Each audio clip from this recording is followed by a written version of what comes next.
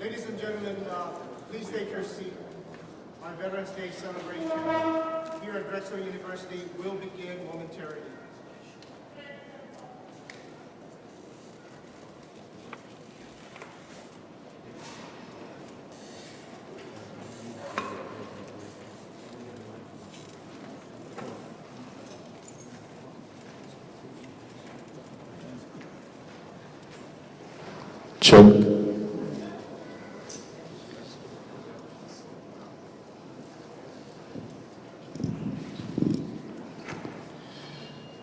We thank our bagpipe crew.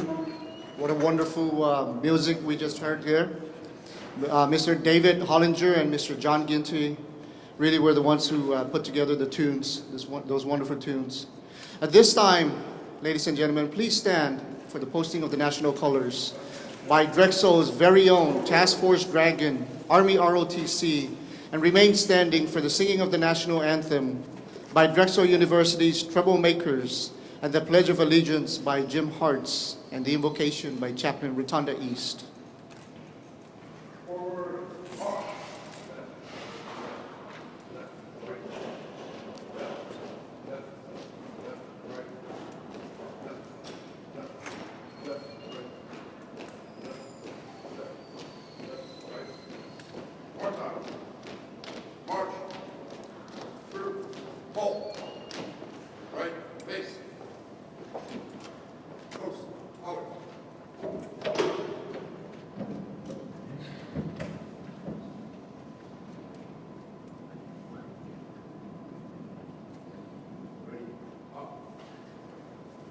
One step to the rear, arm.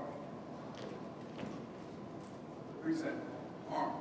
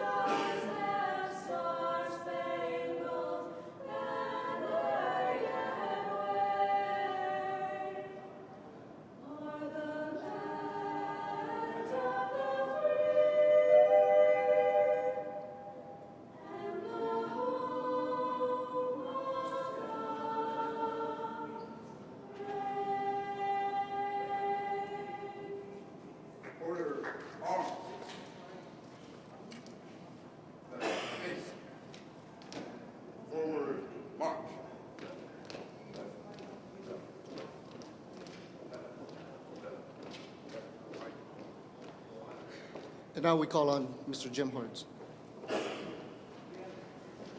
Please join me as we show our respect and admiration for the greatest country in the world and its flag.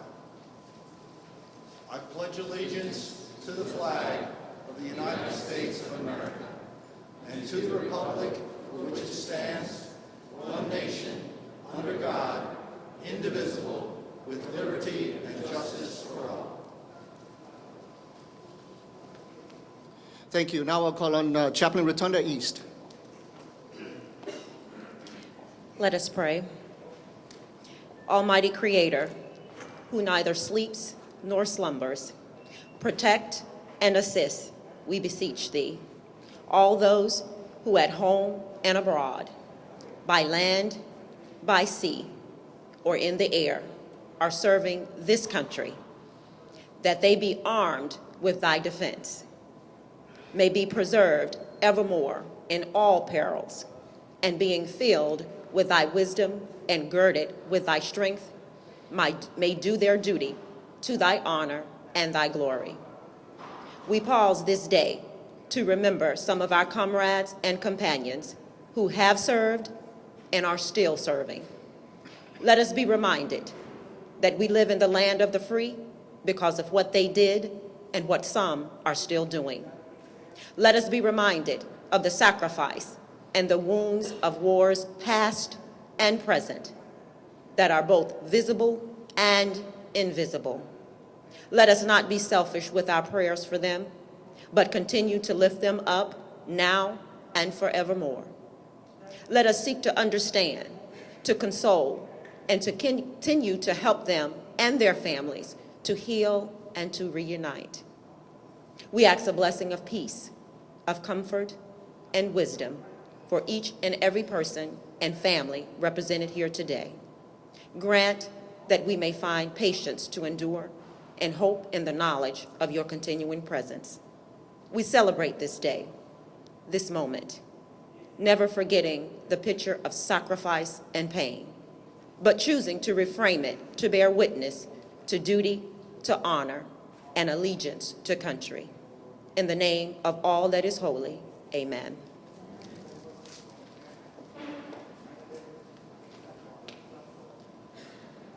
Please take your seats.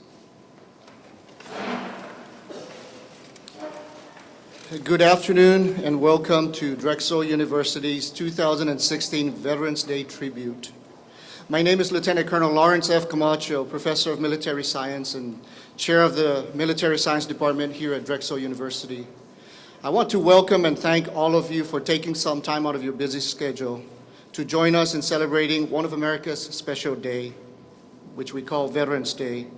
And as you can already tell, Drexel University has once again put together a spectacular event for Veterans Day under the direction of Dr. Rebecca Weidensaul, the Veterans Task Force and the Office of Student Veteran Services, Army ROTC, Drexel Alumni Relations, and this year's special guest, retired United States Army Colonel Tom Matthews.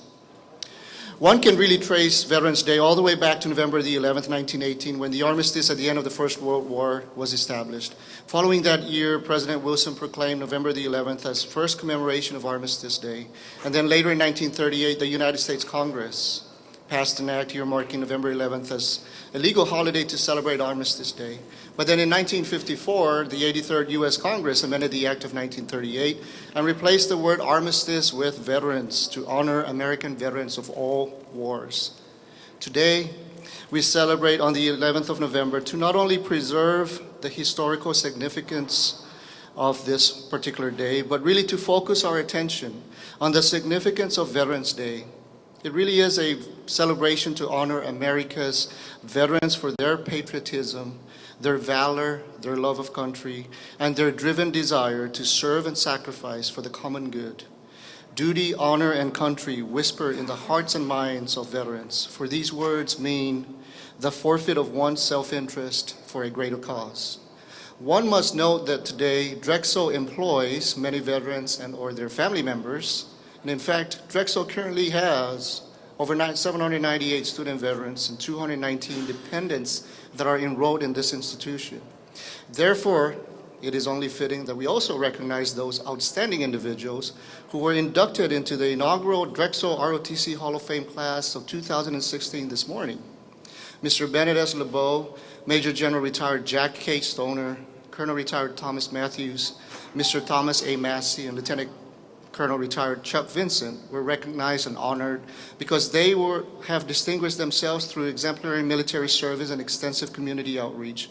Their character and service epitomize the qualities of the Drexel Dragon, in which the Drexel Dragon embodies, and it is through their significant accomplishments that they have been bestowed such honor and recognition accompanied by the distinct or esteemed induction. Their evident display of achievement is a hallmark of the Dragon's leadership merit that Drexel ROTC has engendered over the past century. Drexel's leadership thereby extends a sincere appreciation for their outstanding service and leadership contributions, which inspires our students to seek a comparable path of success and consequently contribute to both military and the civilian sectors of our society. With that, ladies and gentlemen, if we could just give a big round of applause for those that were inducted this morning.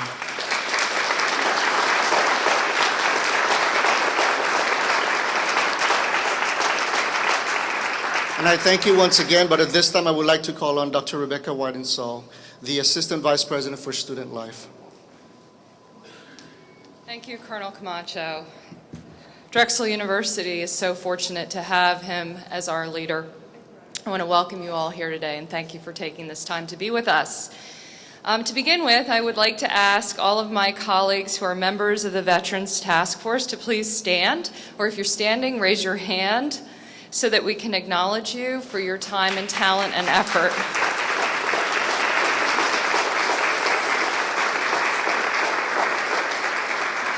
So on behalf of my colleagues, we wish to welcome you all here today. I'm so proud to work at Drexel University for so many reasons, but especially for our institution's commitment to educating veterans and their families.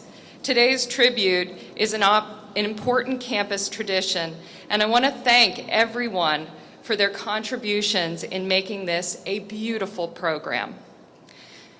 Sadly, this past week, we lost one of our beloved dragons, John William McGarrigle. If John were here, and he's been with us on many occasions, he would stand proudly. So in his honor, I would like to ask his son, Sean, his daughter-in-law, Jen, their son, Aiden, Angus, the vice president of his fraternity, Lambda Chi Alpha, Andrew Persing, an alum of the fraternity, and Al Boyd to stand in John's honor as we remember him.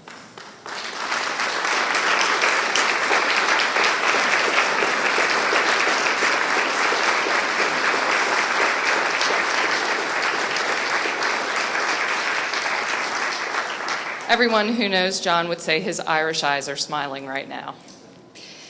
John was a lieutenant in the U.S. Army, and you may recall him from a recent Memorial Day primer when he was here on campus, because he gave this great talk about the traditions behind military burials. And he demystified all of us, and he shared all of it, and he shared all of the tradition with all of us so that we could really understand it, and it was less esoteric. And that was one of his gifts. His devotion to honor the Honor Guard was exemplary, something John was deeply committed to providing for veterans and their families. John was enrolled in the ROTC program and became a lifelong and steadfast brother of Lambda Chi Alpha fraternity. We're happy that you could be here today to celebrate one of his favorite holidays. So, the post-9/11 years have brought us the longest period of sustained warfare in U.S. history. As a nation, we faced this challenge thanks to a small group of citizens who volunteered to serve our country so that the rest of us could live our lives as usual. With no draft and fewer than 1% volunteering to serve, most Americans have no personal connection to anyone who went to Iraq or Afghanistan. And if you don't have a special veteran in your life to thank today, maybe after today's event, you will. I urge you to find the time to get to know a veteran, to listen to their story. You'll be glad you did. In 2011, we created the DU Remembers Will You campaign here at Drexel. It's really a call to action. It was our vision to create opportunities like this today for members of our community to pause for our nation's patriots, to punctuate the meaning and purpose behind service to this great nation. DU Remembers Will You? Remember our veterans. That is your call to action today and every day. There's room for all of you in this important campaign. So maybe you'll wear your wristlet for the rest of the day or for the rest of the week. We hope you will. Pull it out, wear your dragon pin proudly, And maybe your red, white, and blue ribbon you can attach to your backpacks. And trust me, our veterans will appreciate it. They know what it means, and it's a symbol of your support. Drexel's student body, faculty, professional staff, and alumni include many veterans. And as Colonel Camacho said, we have over 800 student veterans, over 200 military dependents, and we have over 400 alumni veterans who are a part of the Drexel Veteran Alumni Network. We also have a growing veteran colleague resource group on campus. And I'm happy to say Drexel University, with its Yellow Ribbon program and growing list of military-friendly accolades, have been and will continue to be ready to serve these patriots who choose Drexel as their next mission. I'm excited to report, most recently, Drexel ranked number 41 in the nation on Military Times' Best for Vets list, and last year we were 57.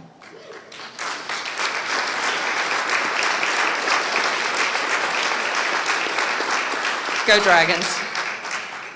And Drexel University was awarded the American Society of Engineering Education number 2 in the nation for offering exceptional education to veterans. All of this is possible because of our strong and cohesive systematic structure that supports military students and is committed to constantly improving the quality of the service we provide them. In a short time, I've worked with student veterans.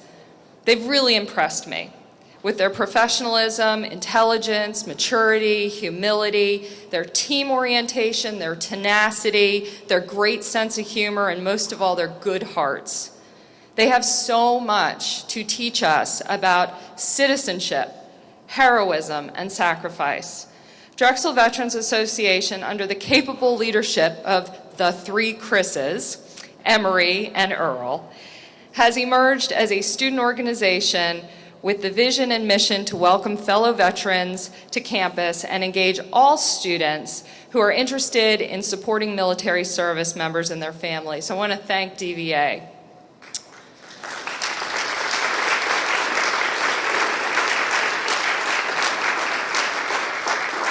This week was amazing. We had so many incredible events, starting with the 100 ROTC and veterans marching in Philadelphia's parade on Sunday.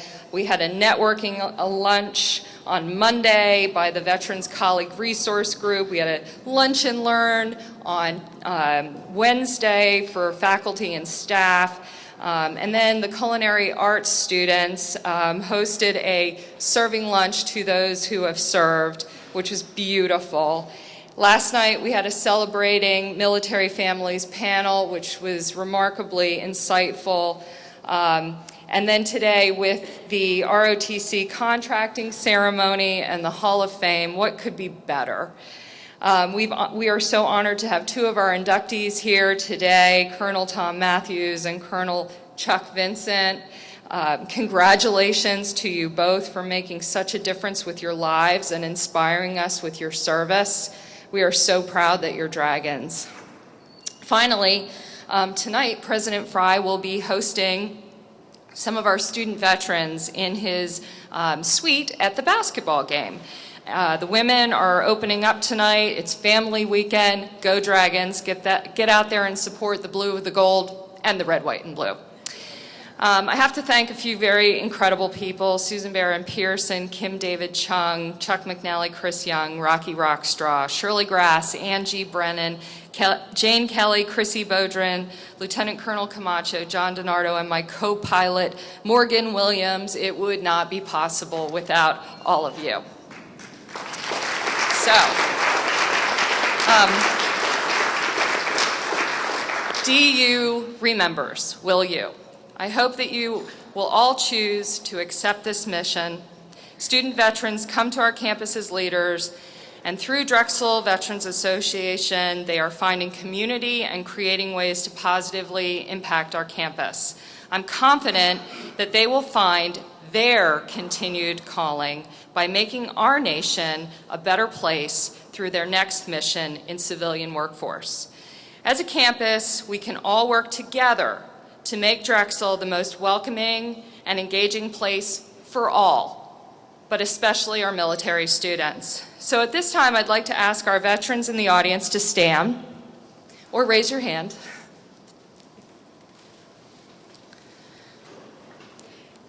David Elmer said, "This will remain the land of the free only so long as it is the home of the brave." For the freedoms we all enjoy, our thanks goes to you, the men and women who have served or continue to serve in the branches of our American military, especially to those who are here today. We salute you for ensuring the strength and security of our nation and your commitment to the ideals of American citizenship. God bless our veterans and the United States of America. Thank you.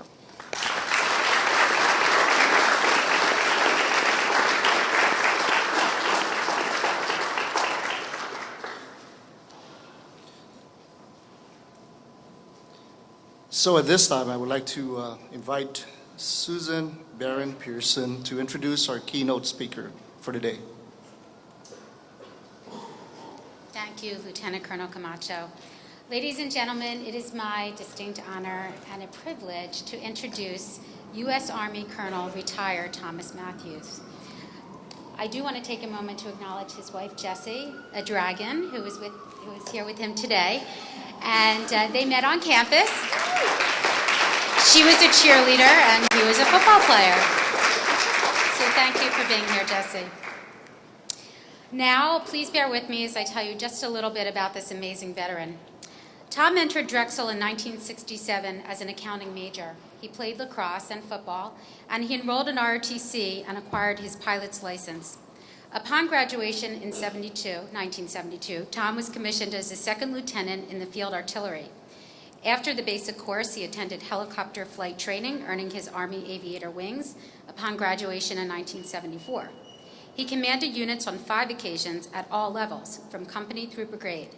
His last command was the 101st Aviation Brigade, comprised of 9 battalions with 3,600 soldiers and 300 helicopters. He's a master Army aviator with 4,000 hours of flight time.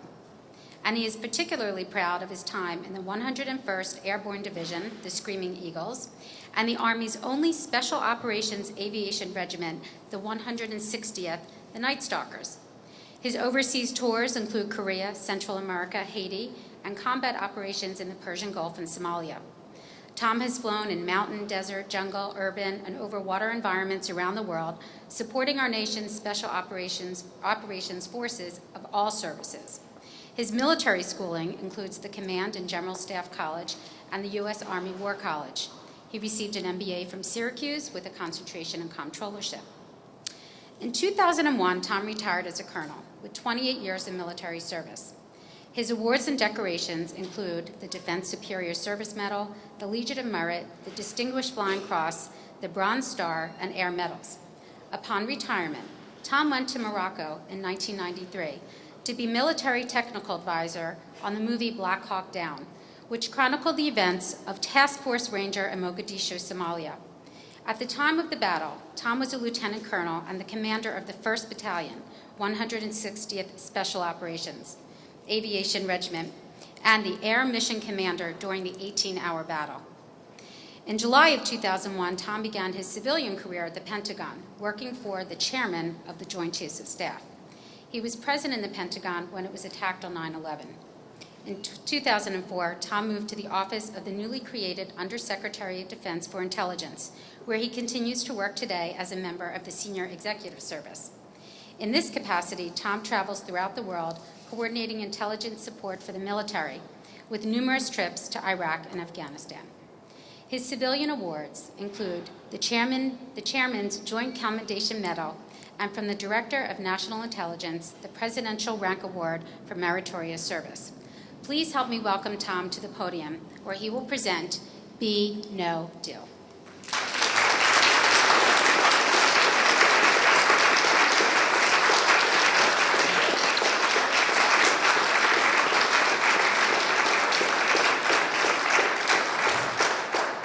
Hello, how's everybody doing? Good. Glad to be here. Great day. You guys have put on a great program. It continues to grow. Thanks for everything you do. Thanks for running the program, Lieutenant Colonel Camacho. And the civilian side of it, the institutional side of it, tremendous effort. Pay attention there, Chuck. Chuck and I go back a few years, so I rip him all the time. All right, this will be somewhat less than an hour. So you better get some chairs. No, I'm just kidding. I'll try to get through this as quick as I can, but bear with me for a few minutes. Be, no, do. And this is about leadership. And I'll make a few comments about Drexel and some other things. But as you all know, we've covered some of the Drexel history and the history of ROTC.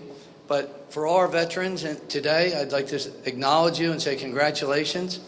It is about leadership, but it's also about families and extended families and support networks. And so for the family members here today, happy Veterans Day to you too. And for our cadets who will be veterans someday, you got a lot of great things in front of you. All right, so ROTC and the purpose of it, it's to provide the nation with educated leaders. Education is the part we get here, and it is to also build character. It is intended to foster the ideal of patriotism for the citizen soldier and possibly a full career in the military such as myself. This would be done and was envisioned to be done by developing character, self-discipline, and leadership abilities. This is also what industry looks for, and you get a lot of that through the co-op program and going out to industry and coming back. And there's a crossover between military expertise, military experience, that training, out to industry and back. And as I mentioned earlier today, if you play sports, there's a lot about mission, sacrifice, unity of focus on those efforts too. And team is a big thing in my life and always has been. All right, be, know, do, the topic for the talk today. 3 words. It's a leadership paradigm that's used in some of our manuals. And the be, know, K-N-O-W, do is about character for the B. We've touched on that already. Know, and it's about competence. And do is about action. Pretty simple, pretty straightforward. But many situations arrive, and how you apply this and how you gain this experience and capability to do that is not an exact science. On the character piece, possibly the strongest portion of this, which you get in an ROTC program and you get from your families. Character speaks to some values and attributes that I'll mention here. And the Army also has on the character line a mnemonic called leadership. It's LDRSHIP. Here's what the letters stand for. Loyalty, duty, respect, selfless service, honor, integrity, and personal courage. And that personal courage doesn't have to be physical. Oftentimes the challenge to your personal courage is taking a stance on something, having a position on something. It's an issue. So it doesn't have to be combat and it doesn't have to be physical.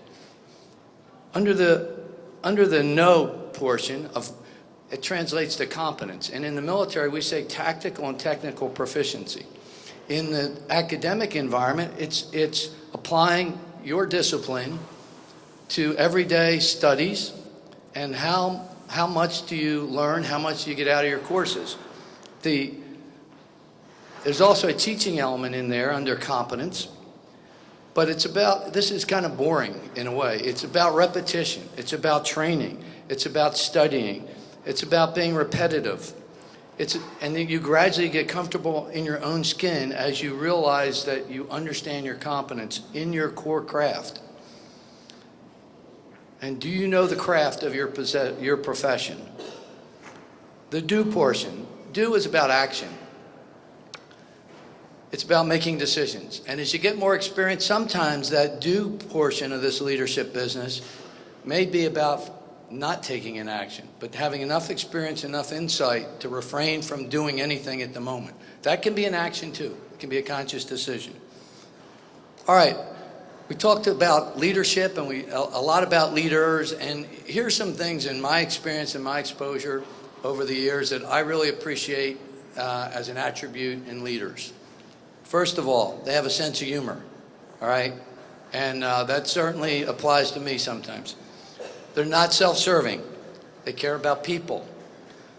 They show patience. They have a positive attitude. For me personally, the glass has always been half full. I mean, just remember this one.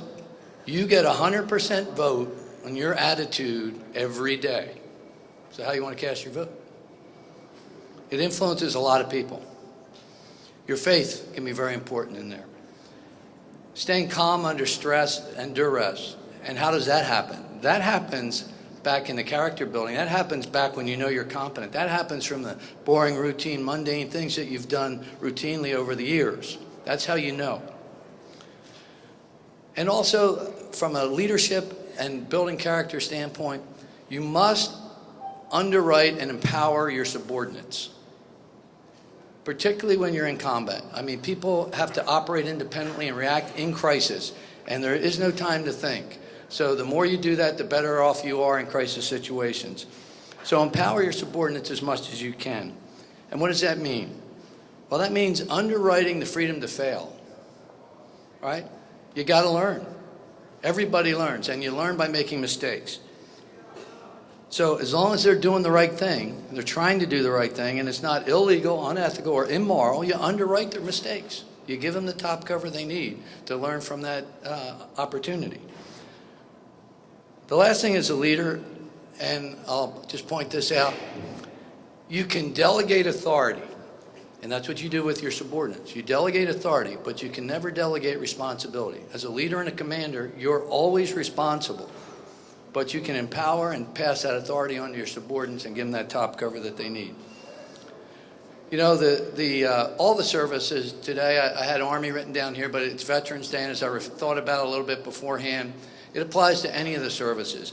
What goes on in the service or a military organization? Well, it's about shared values, and a lot of that goes on here at Drexel, and the effort you guys are doing year after year, establishing and embedding the values at this university for this program and your considerations for veterans is very important. But it's about shared attitudes, values, standards, ethics, goals, and a common vision of who you are and what you are about. And again, Drexel helps you a lot doing that with your co-op experiences. One word I didn't mention so far is the word trust. This is powerful. When you're in combat or when you're in tough situations, you absolutely rely on and trust the people next to you and around you. I remember Jessie is an English professor. She has a lot of books at home. One of those books is memoirs and writings from the Civil War. One of them is Grant's writings from the Civil War. And to the aspect of trust, there's a letter that Grant wrote to Sherman, and this is how much he trusted Sherman. He said, I know that when I'm in trouble, that if I call, you will come, if alive. So he knows that hell or high water would not stop him from getting to support and respond and deliver on that trust. How are we doing on time, huh? All right, last thing. I'm going to tell one quick story. You know, the movie Black Hawk Down was mentioned. I'm not going to talk about that. I'm going to talk about another book and a movie that came out about the same time. It was called We Were Soldiers Once and Young was the name of the book. And the movie was called We Were Soldiers. It was about an infantry cav unit in Vietnam in 1965 going into the A Shau Valley. One company went in there and they ran into several North Vietnamese battalions. They were extremely overwhelmed from a number standpoint, and they were almost overrun. Tremendous acts of courage. And on the front of the book, there's a profile of an infantryman walking, carrying a weapon. That infantryman was a lieutenant by the name of Rick Rescorla. Rick Rescorla was a Brit. He had fought in Africa, but he was a soldier at heart. He came to the United States and he enlisted and became an officer in the United States Army and found himself in that battle in the A Shau Valley. He retired and got into the security business. He went to New York and he was working, and I don't know, some people here probably don't realize this, but the World Trade Centers were attacked twice. They were attacked the first time in 1993 with a truck bomb that killed 11 people and did a lot of damage. Rick Rescorla was in charge of security for a firm called Morgan Stanley, which I'm sure you've probably all heard. There were 2,700 employees in Morgan Stanley. Rick Rescorla said, I'll take the security job, but under one condition. I run the security program my way, the way I know it has to be run. This is values, standards, or else I'm not taking the job. The leadership empowered him. They underwrote what he wanted to do in his program, and they let him operate it. And here's what he did. He said, I know they're coming back for these buildings. There's no doubt in my mind. Now, how did he know that exactly? I don't know, but he knew. And he said, we're going to rehearse the evacuation of this building once a quarter. And you will do it the way I say. You'll walk down all these flights of stairs. And they did this quarterly, all 2,700 people of Morgan Stanley. And he would sing to them. He used a bullhorn, but he would sing to them along the way, just like he did in the Adrang Valley. He sang when he walked around the perimeter, and it calmed his soldiers. That's competence, that's calmness under fire, and it does a lot to the rest of the force. So they rehearsed that. On 9/11, the plane hit the other building first. The instructions in the building were, stay in place, there's been an issue, don't worry about it. He said, BS, we're evacuating this building now, this is it. He initiated what they trained for, what they rehearsed, and how they had executed many times before. It went flawlessly. And he walked 2,700 people down all those flights of stairs. I think they were on maybe the 47th floor. And he got them out of the building. Then he and his security team, 5 guys, went back into the building. They were all killed. Think of the impact, a simple act with a standard by one man applied, and the effect that'll have on generations to come. 2,700 mothers, fathers, brothers, sisters, uncles, etc. That's what paying attention to standards and detail and having a very basic sense of who you are and what you're about and what your mission is as you go through life. Don't expect that people's lives will be affected in most people's daily walk of life, but you never know. You can have strong and significant impacts on the little things you do. And on that last point, a lot of times it's not what you say, it's what you do.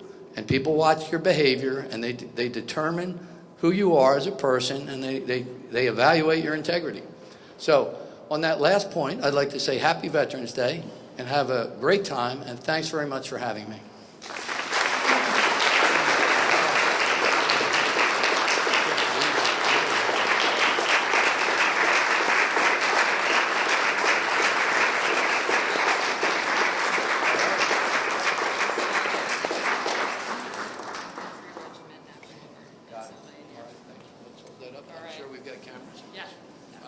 The routine today. So. No. Oh, it's a beautiful historic print of the 1st Infantry here at our armory. Oh, okay. We rehearsed it.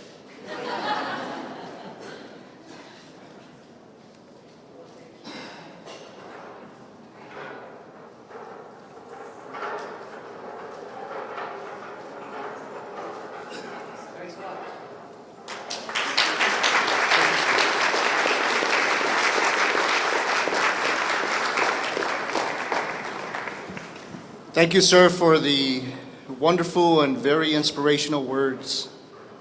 At this time, I'd like to call on Christopher Kruthmel to please give us the reflections on Veterans Day.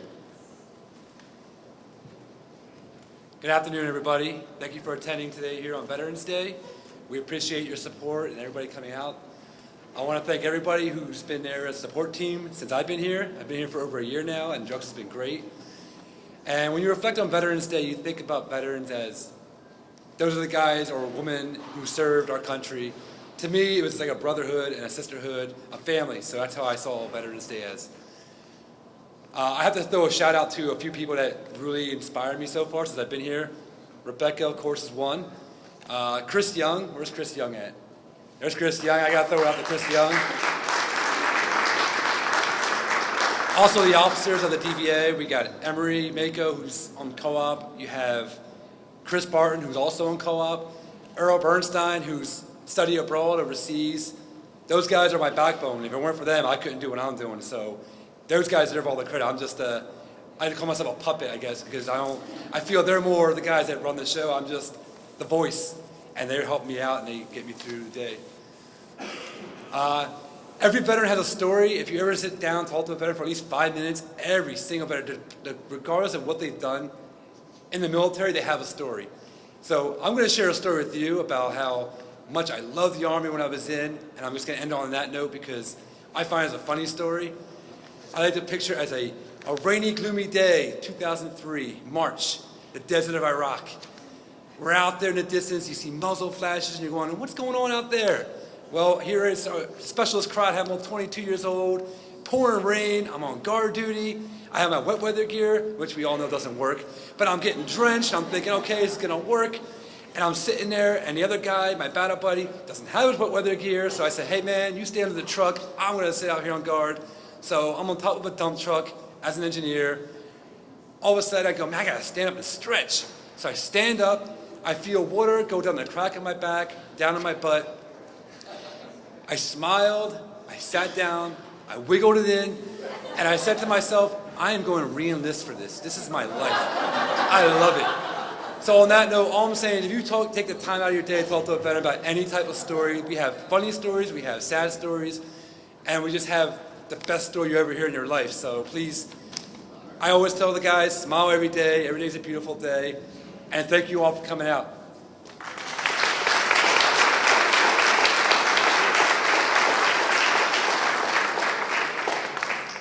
Thank you. That was wonderful.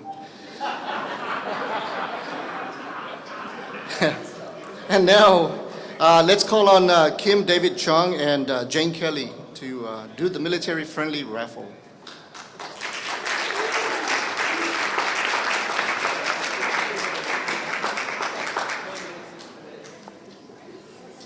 Thank you, everyone, and thank you to our veterans. We have the raffle, so if everyone takes out their blue tickets they got when they came in, we have some special gifts. I'm just going to call the last three numbers. 424.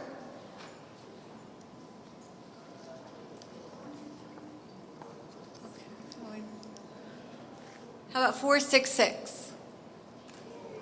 Yay.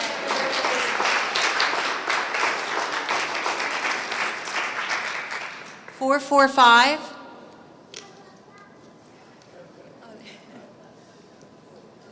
Bingo. No. Oh, okay. That's all right. That's all right. How about 468?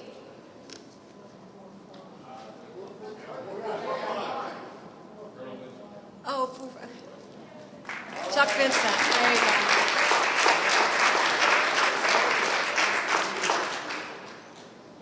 425?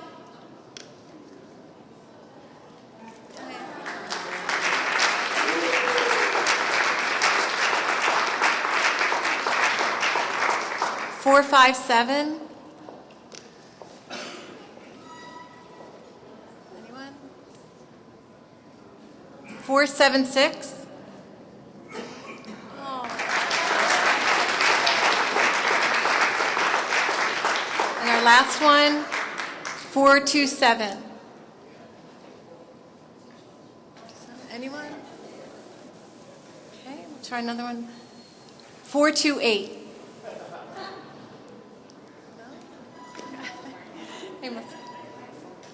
How about 470? That's going to be a winner.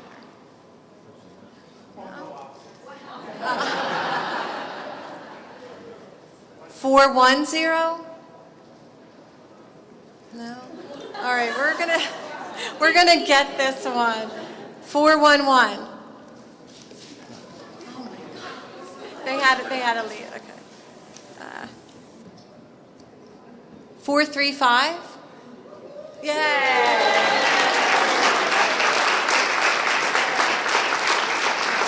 Thank you, everyone.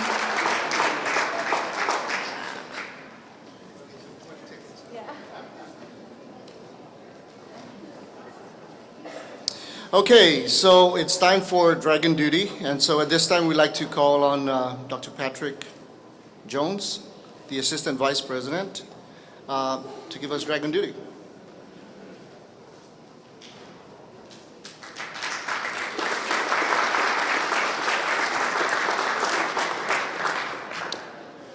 Dragon Duty by Jonathan Corll.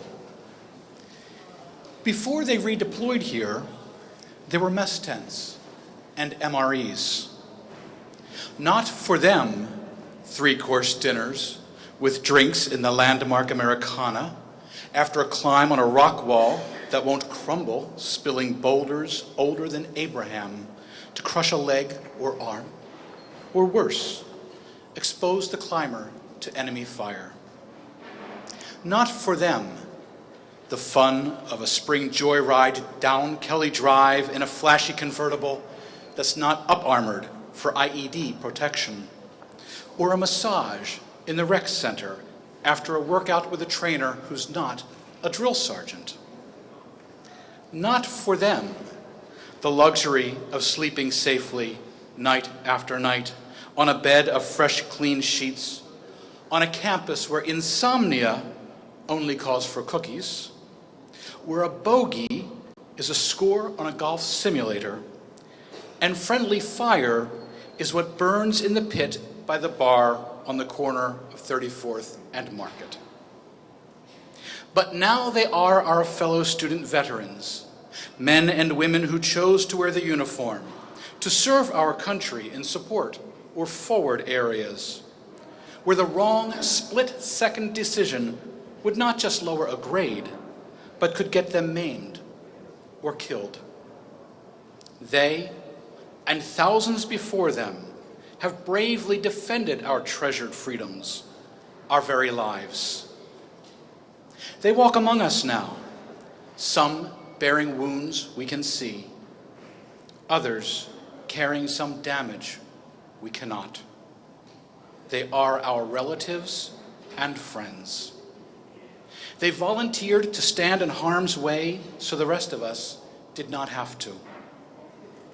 When we encounter them, look them in the eye, thank them for their sacrifice. Remember those no longer with us, who died in iron-filled skies over foreign lands, in bitter seas that washed far off shores, in foxholes of mud and frozen ground, on hills and in forests, in the steaming heat of jungles, and beneath the blazing sun of desert sands. Their deeds are epic and timeless. They are brave, but like us, fragile. They have been deployed encased in steel, surrounded by diesel, fuel, and explosives. They took their posts and stood their ground. Now, some of them walk with us, sit with us in classrooms and labs, act or sing or write, play on our teams, and cheer from the bleachers and tents at our games and regattas. We dare not claim their acts of valor, but it is our solemn duty to welcome them, lend a hand, and let them know that at Drexel, the Dragons have their backs.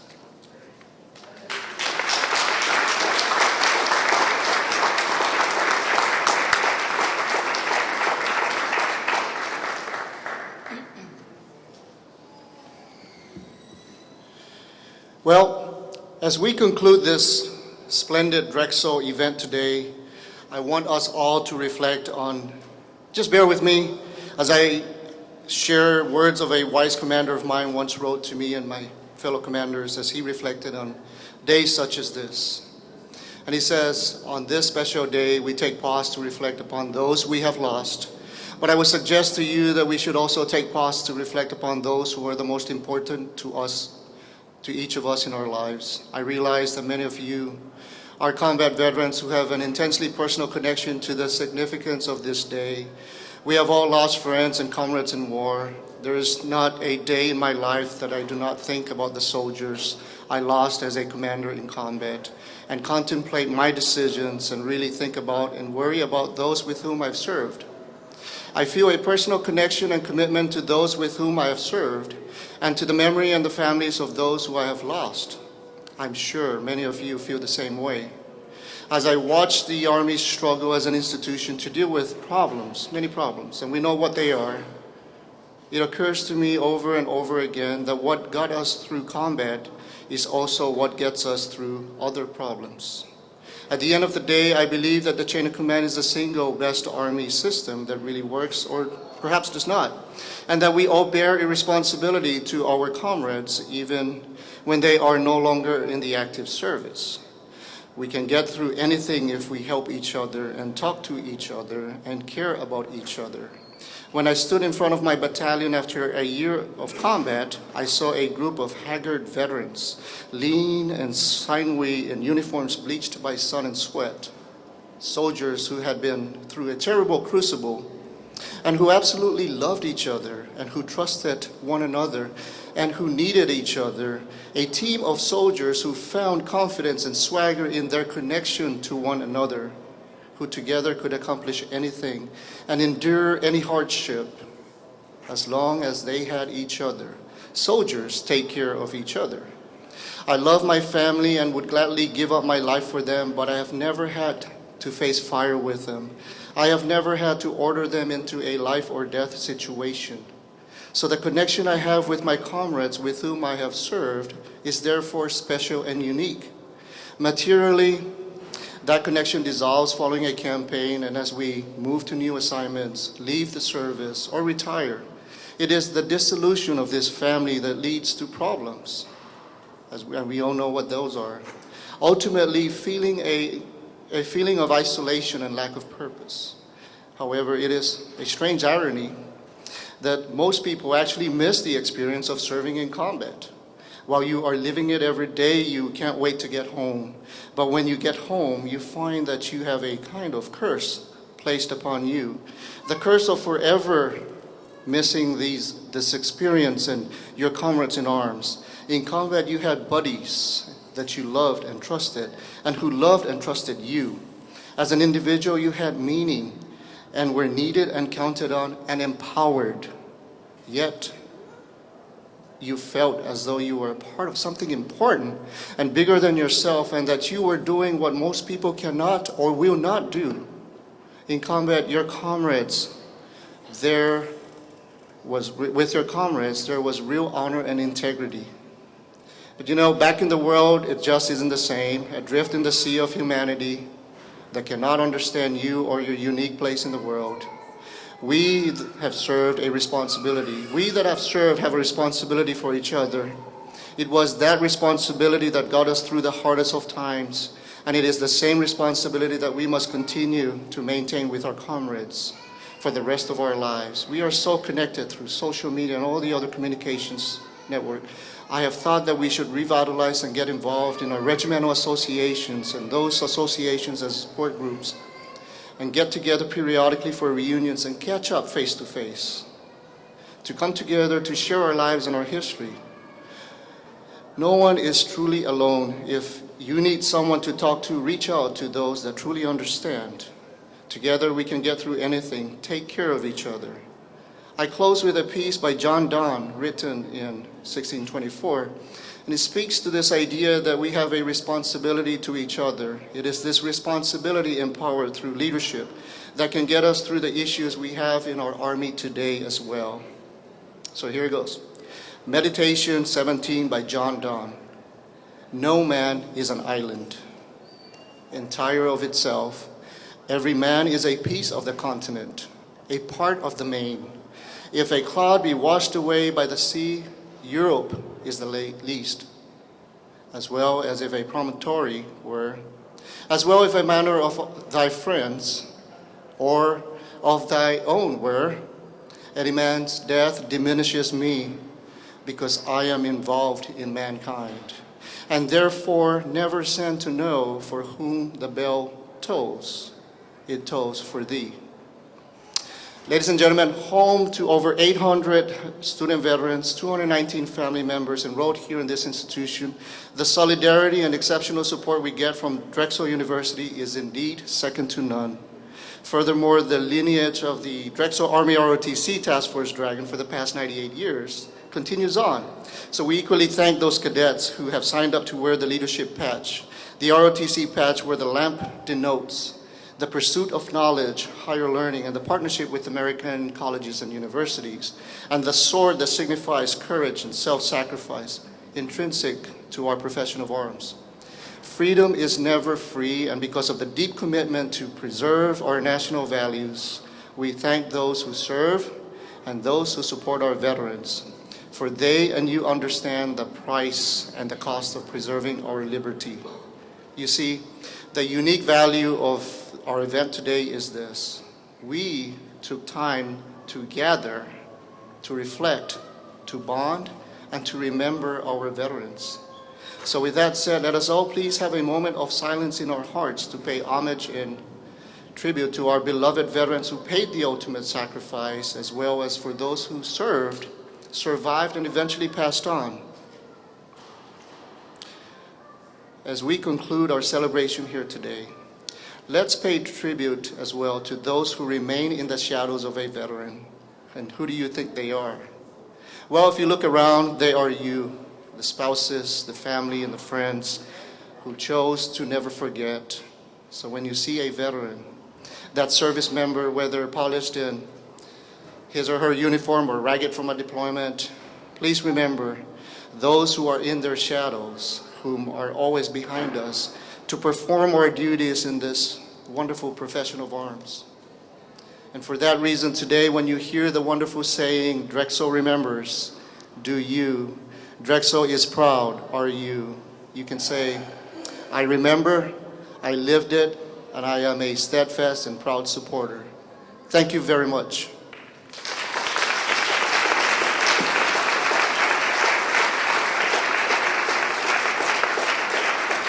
Okay, at this time, ladies and gentlemen, I would ask for you to please stand so we can retire the colors.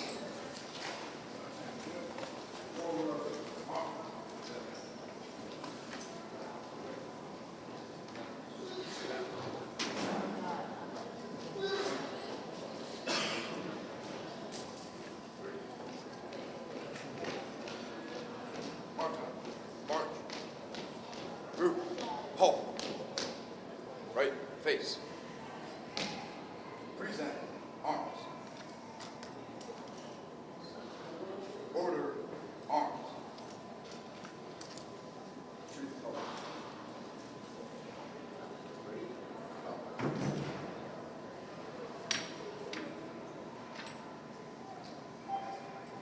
Left. Face. Forward.